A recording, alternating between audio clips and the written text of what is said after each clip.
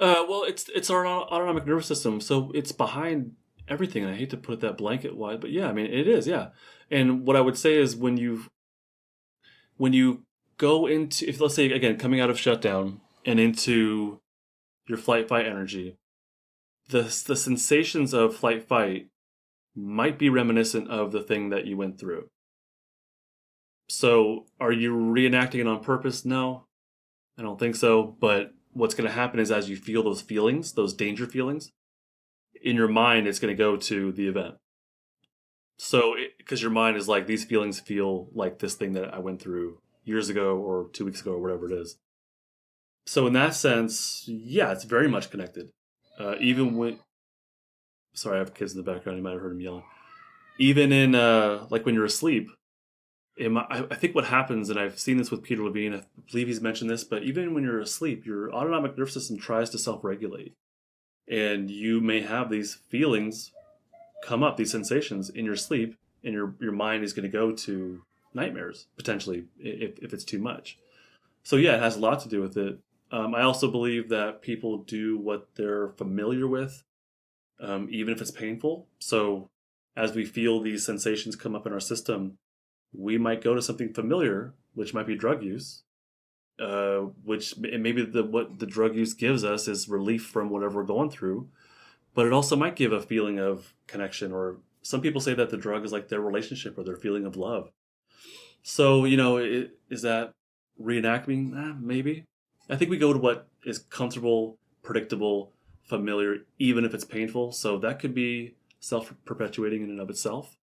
Peter Levine would say that, yeah, we have a tendency to, he's the creator of somatic experience again, we have a tendency to reenact aspects of what we went through, which end up just kind of reinforcing our stuck traumatic state. So, yeah, I think in general, yeah.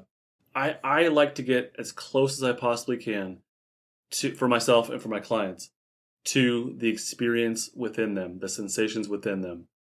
As psychologists or whatever, we can theorize why we're doing this and that. We can say we're trying to reenact, and that might be true. But really, what it comes down to is like, how do you feel? You know what I mean? When you were with that, because I'll meet with students or high school girls that continually find the wrong relationships. Not just girls, but anybody. But like just the same flavor of relationship over and over again. And we can pontificate on how they're reenacting this and that, but really it's like, what's happening within you? You know what I mean? And if we can get to that, then like if we can be with that, then the ladder climbing can start. But if we stay with the stories, the narratives, the explanations, the psychological constructs, if we stay in that, it can build insight, which is nice. But does it help you get closer to the inner sensations? Maybe. I like to get as close as I can to those. So they don't negate each other. But if we spend a lot of time on the insight stuff, we don't lose access to it, but we kind of delay all the stuff happening within us. And that's what I hear from my adult clients. I do therapy at nighttime with adults, is that the previous therapist would spend a lot of time on these insight-based things, which is nice, but they don't ever get to that next level of like, there's stuff happening within you that is always going on. You're just not consciously aware of it, but it's always there. So we can put together pieces all day long and build insight, but ultimately, like, what's happening within you? Well, and hopefully, not just for you, but for anybody, not just to, oh, I get it now, but also to feel it. So when I do therapy, it's not just knowing it. It's like, as long as the client's, I'm not going to push the client farther than they're willing to go, but as they're ready to, and I check in with them, like, hey, there's something happening within you. Do you want to check in with it? Do you want to be with it for a moment, just as much as you're ready to? And they'll say like yes or no. So it's not just knowing that, hey, there's something happening within me, but like, what's it like? What is it actually like to be me in my chair in this moment? You know what I mean? Like, I feel this pit in my stomach, and it's like, well, let's stay with that for a moment. Like, what does that feel like? Explain it to me. What textures? What does it feel like? What colors are there? Sometimes an image will pop into someone's mind. Like, I feel this emptiness, or I feel this aloneness.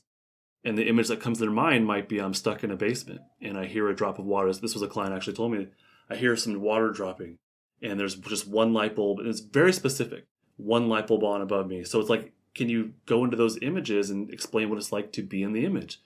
And then it's like, now we're really experiencing what it is to be like, to be us in that moment and sharing it with somebody else who is not judging you, not shaming you, and just being with you. And those sensations will do their thing. So not just knowing it, but like feeling it is what I'm trying to say.